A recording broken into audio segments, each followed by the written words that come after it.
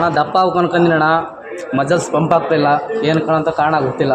ಮಗ ತುಂಬ ಏನಿದೆ ವರ್ಕೌಟ್ ಮಾಡ್ತಾನೆ ಇದೆಯಾ, ದಪ್ಪ ಆಗಬೇಕು ಅಂದ್ಕೊಂಡಿದ್ಯಾ. ಸಾಕಣ ದಪ್ಪ ಇರೋದು ನೀನು, ಬಟ್ ಮಜಲ್ಸು ಸೈಜ್ ಆಗಬೇಕು. ದಪ್ಪ ಆಗಬೇಕಂದ್ರೆ ಸುಮ್ಮನೆ ಫ್ಯಾಟಾಗಿ ಬೆಳ್ಕೊಂತದ್ದು. ಜಂಕ್ ಫುಡ್ನೆಲ್ಲ ತಿಂದರೆ ತುಂಬ ದಪ್ಪ ಆಗಿಬಿಡ್ತಾರೆ, ನೋಡೋದಕ್ಕೆ ಅಸಹ್ಯವಾಗಿ ಕಾಣಿಸ್ತದೆ. ಅದಕ್ಕೊಂದು ಉದಾಹರಣೆ ಕೊಡ್ತೀನಿ ನೋಡು.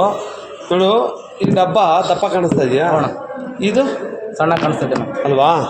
ತೂಕ ಜಾಸ್ತಿ ಐತೆ ನೋಡು, ಇದು ಜಾಸ್ತಿ ಐತೆ ಅಣ್ಣ, ಇದು ಕಮ್ಮಿ ಇದೆ ಅಣ್ಣ. ಹಾಂ, ನೋಡೋದಕ್ಕೆ ಇದು ದಪ್ಪ ಕಾಣಿಸ್ತದೆ, ತೂಕ ಕಮ್ಮಿ ಇದೆ.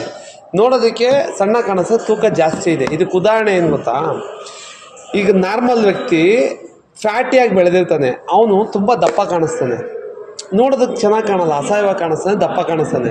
ಅದೇ ಒಬ್ಬ ಜಿಮ್ಮರು ಒಳ್ಳೆ ಮಜಲ್ಸು ಮತ್ತು ಡಯಟ್ನ ಮೇಂಟೈನ್ ಮಾಡಿ ಮಜಲ್ಸ್ ಬಿಲ್ಡ್ ಮಾಡಿರ್ತಾನೆ, ಅವ್ನು ನೋಡೋದಕ್ಕೆ ಗಟ್ಟಿ ಇರ್ತಾನೆ, ಮತ್ತು ಜೊತೆಗೆ ಮಜಲ್ಸಲ್ಲಿ ಚೆನ್ನಾಗಿ ಕಾಣಿಸುತ್ತೆ, ಅವ್ನು ಸೈಜಾಗಿ ಕಾಣಿಸ್ತಾ ಇರ್ತಾನೆ. ಇವನ್ನ ನೋಡಿದಾಗ ಏನಾಗುತ್ತೆ, ಫ್ಯಾಟಿ ಆಗಿದ್ದರೆ ಅವನೊಂಥರ ಅಸಹ್ಯ. ಇವೊಂದು ಯಾವುದೇ ಒಂಥರ ಬಟ್ಟೆ ಹಾಕೊಂಡ್ರು ಫಿಟ್ನೆಸ್ ನೀಟಾಗಿ ಫಿಗರ್ ಮೇಂಟೈನ್ ಮಾಡ್ತಾ ಇರ್ತಾನೆ. ದಪ್ಪ ಸಣ್ಣಕ್ಕಿರೋ ಡಿಫ್ರೆನ್ಸು ಇಷ್ಟೇ. ದಪ್ಪದ ಬಗ್ಗೆ ಯೋಚನೆ ಮಾಡೋಕ್ಕೆ ಹೋಗ್ಬೇಡ, ಬಾಡಿ ಮಜಲ್ಸ್ನ ನೀಟಾಗಿ ಇಟ್ಕೋ, ವರ್ಕೌಟು ಡಯಟ್ನ ಕರೆಕ್ಟಾಗಿ ಫಾಲೋ ಮಾಡಿದ್ರೆ ಮಜಲ್ಸ್ ನೀಟಾಗಿ ಬಂದರೆ ಅದೇ ಒಂದು ಸೈಜಾಗಿ ಕಾಣುತ್ತೆ. ಓಕೆ, ಅರ್ಥ ಆಯ್ತಾ? ದಪ್ಪ ಮಾಡ್ಬೇಕು ಅಂದ್ಕೊಂಡಿದ್ಯಾ, ದಪ್ಪ ಆಗ್ಬೇಕು ಅಂದ್ಕೊಂಡಿದ್ಯಾ?